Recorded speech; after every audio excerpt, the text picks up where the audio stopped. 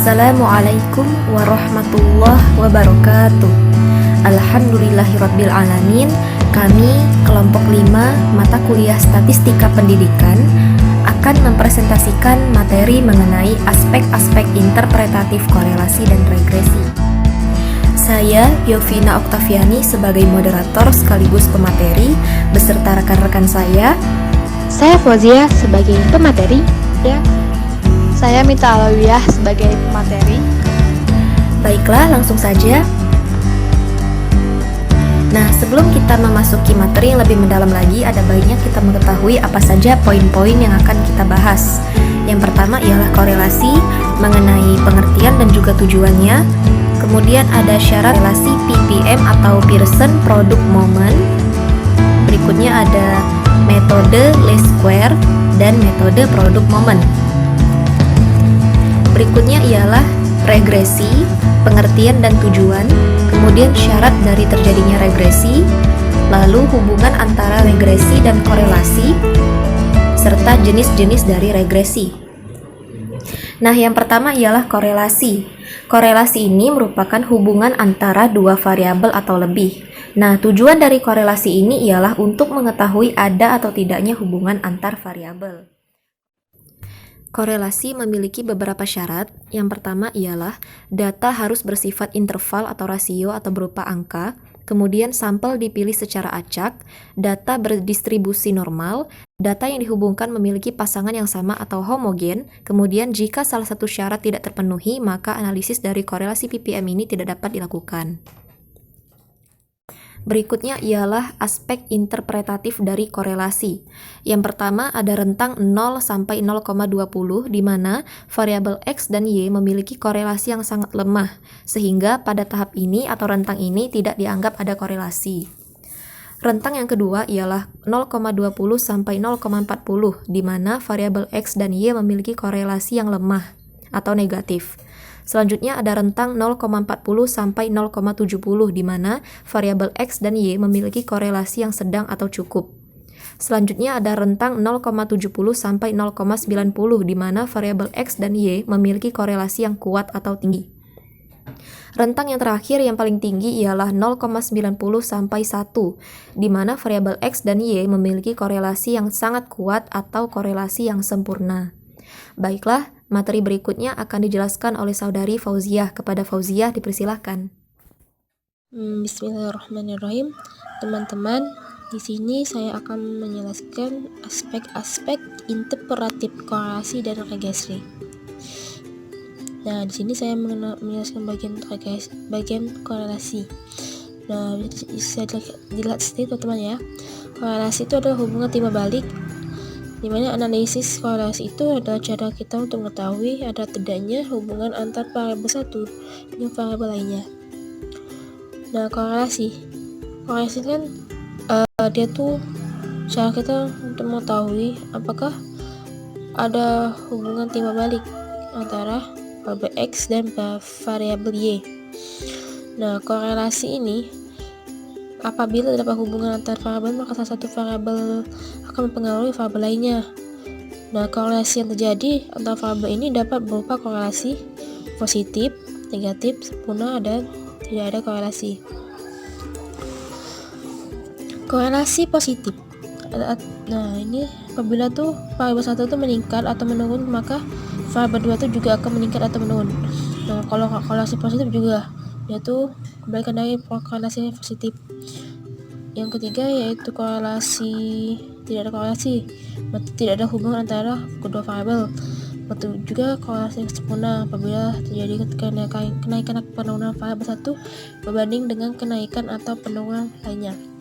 Tingkat hubungan. Nah, ini dimaknai apabila variabel tersebut kuat atau lemah, tinggi atau rendah.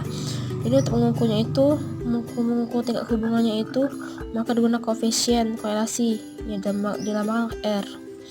Nah, ini buat hubungannya itu tetap pada rentan angka 1 dan min 1. Angka 1 itu sebagai koefisien positif besar, min 1, angka min 1 itu sebagai koefisien besar negatif, angka 0 sebagai koefisien terendah. Ini dilihat di garis kontinu. Nah, Ini di garis quote ini tuh nah bisa dilihat teman-teman ya, nilai R itu positif berada di kanan, nilai positif menunjukkan hubungan antar variabel. Jadi semakin kanan tuh atau dekat angka 1 tuh hubungan itu semakin kuat, hubungan langsung semakin kuat. Nah, apabila R berada sebelah kiri menunjukkan hubungan tidak langsung ke arah kiri. Juga sebaliknya, semakin ke kiri itu semakin hubungan itu semakin kuat, kalau ke angka -1 semakin kuat, tapi secara tidak langsung. Nah, kalau dia mendekati ke arah 0 berarti itu hubungan variabelnya itu semakin lemah atau tidak kuat. Kemudian contohnya seperti ini ya teman-teman, contoh dari penerapan yang ini. Hasil perhitungan itu misal artinya R sama 0,80. Nah, kayak ini menunjukkan hubungan antar variabel langsung kuat, itu dia tuh mendekati ke angka 1 ya teman-teman. Ini juga kalau bila nilainya R nya itu berapa hitungan hasilnya 0,70, antar variabel menunjukkan hubungan tidak langsung semakin kuat ini ke arah sini, ke arah -1. Sebaliknya apabila nilai R nya itu 0,10, itu kan mendekati ke arah 0 ya teman-teman, menunjukkan hubungan antar variabel itu sangat lemah atau tidak ada hubungan atau tidak ada keterkaitan antara variabel 1 dan variabel 2 nya. Nah, yang di sini yang fokus kami dari materi kami ini yaitu aspek interpretatifnya. Jadi kami itu dari nilai hasil itu kita interpretasikan. Nah, jadi apabila dalam suatu perhitungan itu nilainya itu menunjukkan angka, jadi fokusnya ke angka ya teman-teman. Nah, apabila angkanya itu, nah berarti kalau angkanya kurang dari 10 berarti itu dianggap tidak ada korelasi. Gitu selanjutnya. Jadi kalau semakin dia ke besar, semakin angkanya mendekati 1, maka itu korelasinya sangat kuat dan bisa kita interpretasikan di sini. Jadi suatu nilai dari korelasi bisa kita baca kalau dia mendekati 0,91, 0,80 itu mendekati ke arah korelasi, mendekati angka 1. Nah, maka fokusnya ke angka 1. Kalau semakin besar, maka itu hubungan korelasi itu semakin tinggi, semakin kuat. Selanjutnya yaitu jenis koefisien ya teman-teman. Jenis koefisien korelasi yang paling sering digunakan dalam penelitian itu yaitu koefisien korelasi Pearson. Nah, koefisien Pearson ini, korelasi Pearson ini yaitu angka yang digunakan untuk mengetahui hubungan antara kedua variabel yang datangnya berbentuk interval atau rasio. Koefisien ini disimbolkan dengan XR, XY. Dapat ditentukan dengan dua metode yaitu metode least square kemudian metode for moment. Nah, pada rumus dari metode least square ini, jadi RXY itu menunjukkan korelasi per moment, yang itu banyak data, kemudian sigma X ini penjumlahan variabel X, sigma Y ini penjumlahan dari variabel Y, kemudian sigma XX penjumlahan dari perkalian variabel X dan Y. Kemudian rumus dari per moment sama,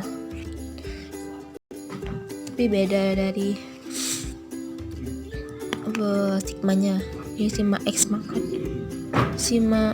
pangkat 2 tuh sigma X pangkat 2. Nah, penjumlahnya. Kemudian Y ini Y kecil teman-teman, bedakan yang tadi ini Y besar, ini Y kecil. Jadi kita di tabelnya. Sudah itu syarat-syaratnya ya teman-teman. Syarat-syarat analisis korelasi ini ada yang harus dipenuhi, yaitu yang pertama datanya harus interval, kemudian dan rasio, kemudian sampelnya itu secara acak atau bisa blink, kemudian data itu berdistribusi ke normal. Data yang dihubungkan memiliki pasangan yang sama sesuai dengan subjek yang sama, atau variasi skor variabel yang dihubungkan harus sama atau homogen. Jika salah satu dari syarat ini tidak dipenuhi, maka analisis korelasi PPM tidak dapat kita lakukan. Oke, lanjut. Baik, kita langsung ke contoh ya teman-teman. Nah, dalam sebuah judul penelitian itu hubungan pemupukan dan contoh soalnya itu sebuah judul penelitian hubungan pemupukan dan hasil panen. Nah, hasil panen itu dalam kuintal yaitu berupa variabel Y, kemudian pemumpukan tuh dalam kilogram itu X atau variabel variabel X. Nah, berikut ini adalah hasil pengamatan pemupukan dan hasil panen padi untuk 5 percobaan. Coba 1. Pengamatan, pemupukan, dan hasil panen padi. Ini variabel X-nya terdiri dari ini jumlah data dari variabel X dan ini variabel Y. Soalnya tentukan koefisien korelasi R dengan metode least square dan metode Ford moments. Dan soal kedua, tentukan jenis korelasinya dan apa artinya. Nah, untuk langkah pertama yaitu membuat tabel untuk mencari koefisien korelasi. Nah, di sini saya telah dapatkan ya, saya telah buat tabelnya. Mungkin teman-teman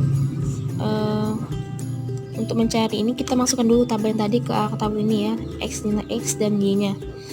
Setelah kita masukkan, kemudian kita jumlahkan dari jumlah 3 sampai 13 ini, tambahkan di tabel 1 ya jumlahnya, kemudian Y juga dan ditambahkan, jadi hasilnya 113. Jadi nilai X 41, nilai Y 113. Paham? Oke, kita lanjut ke ini, ke X pangkat 2.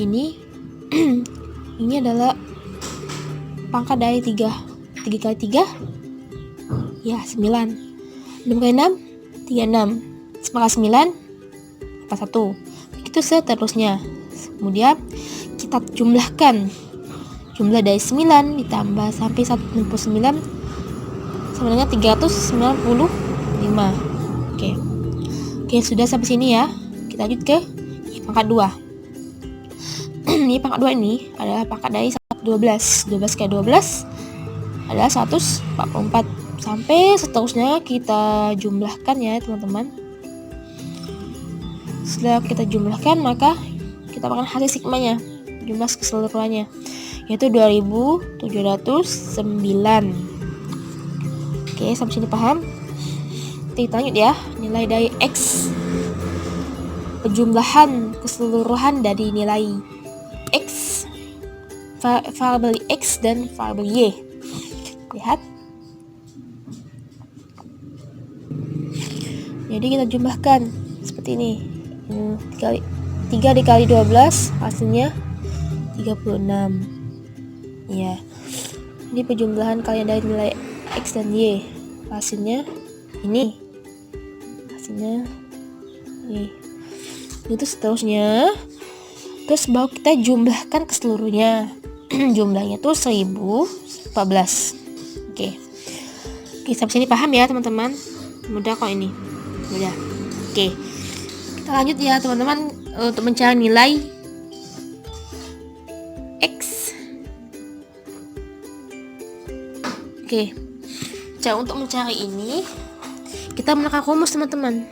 Rumusnya ini untuk mencari max variabel X. Nah, ini rumusnya. M sama dengan sigma X per N. N ini jumlah data dari variabel X. Ini setelah kita mencari M, kita akan masuk ke cara mencari X-nya. Oke, begini contohnya, saya ambil M sigma X, kita cari dulu nilai M-nya dulu ya teman-teman. M nih sama dengan sigma X per M.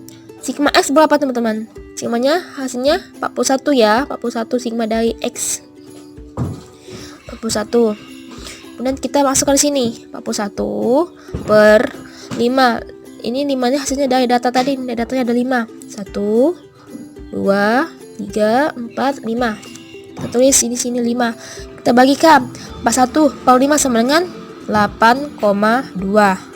Hasil dari suatu bagian ini dia 8,2. Kemudian baru setelah kita dapat ini, bisa digunakan untuk kita mencari keseluruhan dari ini, untuk mencari X kecilnya.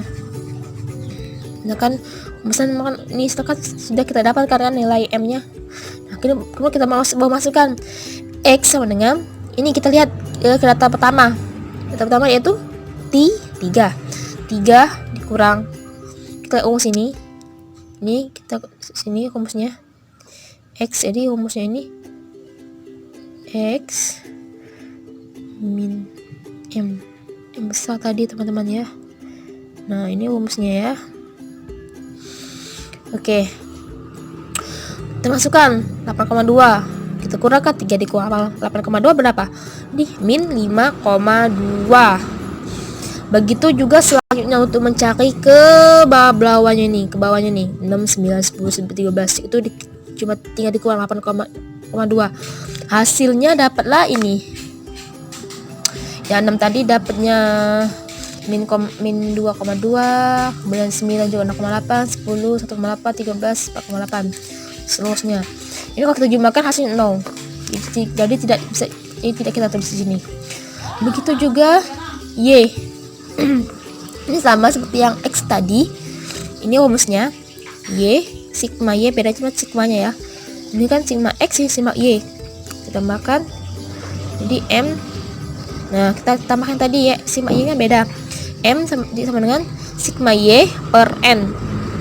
Sigma Y kita lihat sini. Hasilnya 113. Kita jumlahkan sini 13 per datanya sama 5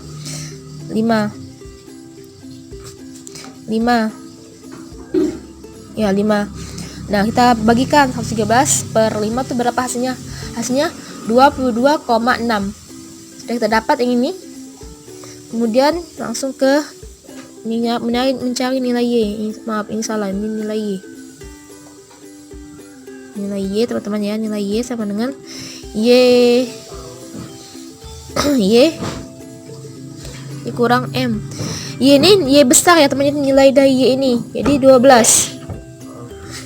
Maaf salah ini ya teman-teman, kita ulang lagi aja. Y sama dengan Y per M.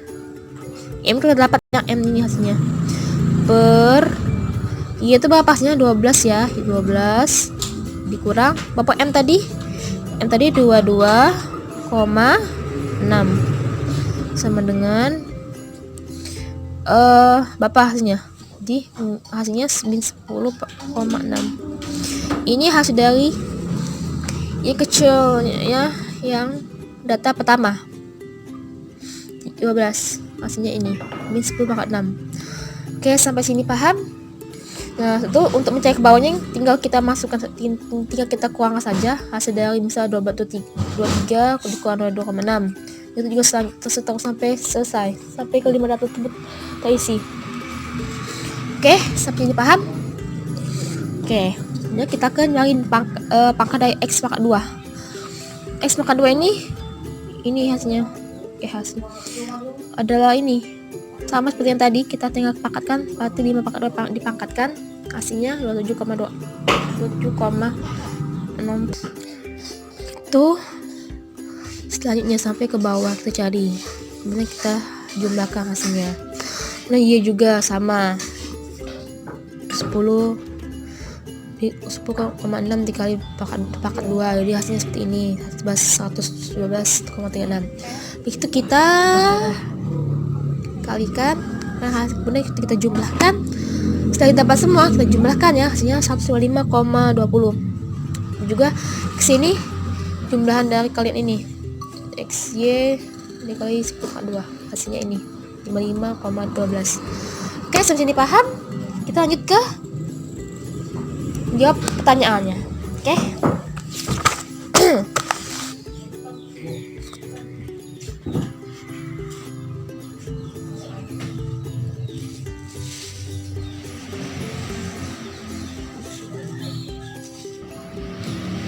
Oke, kita langsung ke soal ya. Jawab. Ini setelah sudah tulis rumusnya, RXY sama dengan N kali sigma XY dikurang sigma X dikali sigma Y per akar N sigma X pangkat 2 dikurang sigma X tutup kurung pangkat 2 per dikali N sigma Y pangkat 2 dikurang sigma Y pangkat 2. Kurung yang bedakan ya teman-teman, ini yang dalam tutup kurung, pangkatnya di luar. Oke, lanjut ke soalnya. N tadi baik data ya, hasilnya ada 5. Ini sigma XY. Sigma XY tadi berapa? Kan 114 ya, 114 kita tulis. Juga sigma X yang pertama tadi 41.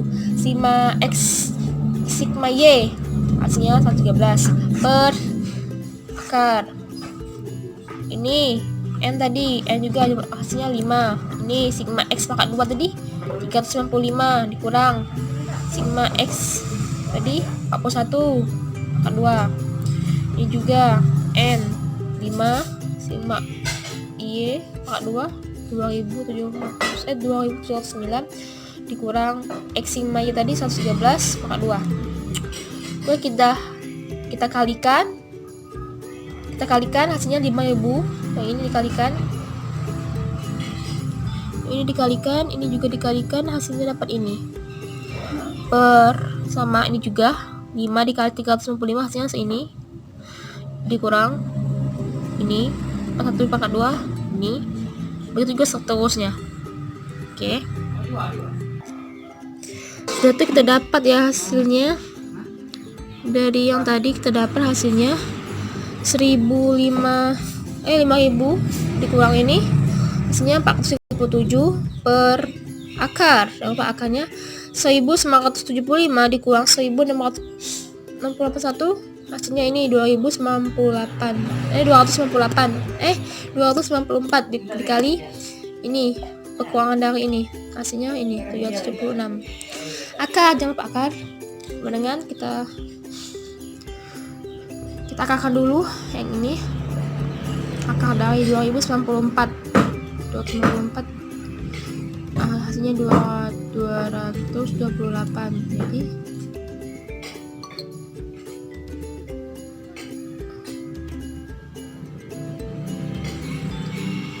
maaf teman-teman, ini tuh perkalian belum kita akarkan.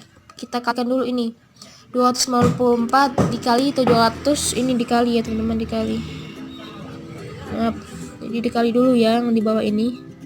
Lalu dapat hasilnya ini. Maafin tadi ya teman-teman, ini salah. Ini dikali. Jadi hasilnya 228. Jadi akar 228 hasilnya 477,4. Jadi kita bagikan 437 per bagi 477 dengan 0,1. Sudah terdapat ini nilai perhitungan dari korelasi, nilai metode dari least square. Dia lanjut ke metode product moment. Nah, di sini ini cara singkatnya ya teman-teman ya.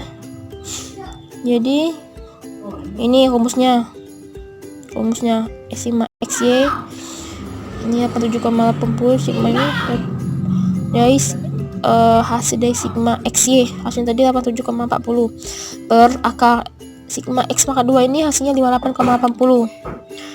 Oh iya, 195 520. Ini 20 dari sigma pangkat 2 sigma Y pangkat 2. Nah, kita akarkan ya.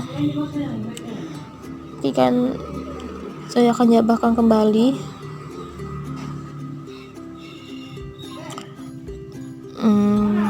87,40 per bisa kan ini akar dari pekan dari 58 kali 80 dikali ini hasilnya tadi salah dong. Ini kita lihat dari sini ya. Nah, benar. Di sini 87,40 per akar dari 9 ini. Hasilnya itu tadi akar dari 9.125 ini hasilnya 95.528 dengan dibagikan ya. Hasil dari kedua ini 87,40 dibagi 95,528 ini hasilnya 0,91 sama seperti yang di atas, jadi hasilnya sama. Jadi metode least square sama ini sama hasilnya. 0,1. Jadi di sini kita lihat mereka nih memiliki hubungan yang kuat ya teman-teman, karena mereka di angka 1. Kemudian kita lanjut ke soal yang kedua tadi. Kalau kita dapat ini, kita lihat soal kedua. Kita lihat jenis korelasi apa. Jadi di antara keduanya itu, jenis korelasinya adalah itu korelasi positif dan sangat kuat. Jadi artinya terdapat hubungan antara pemupukan dan hasil panen yang mana jenis pemupukan bertambah maka hasil panen akan meningkat. Jadi keduanya ini memiliki hubungan yang kuat dan mendekati angka 1. Sekian dari materi saya. Lanjut ke materi selanjutnya. Terima kasih.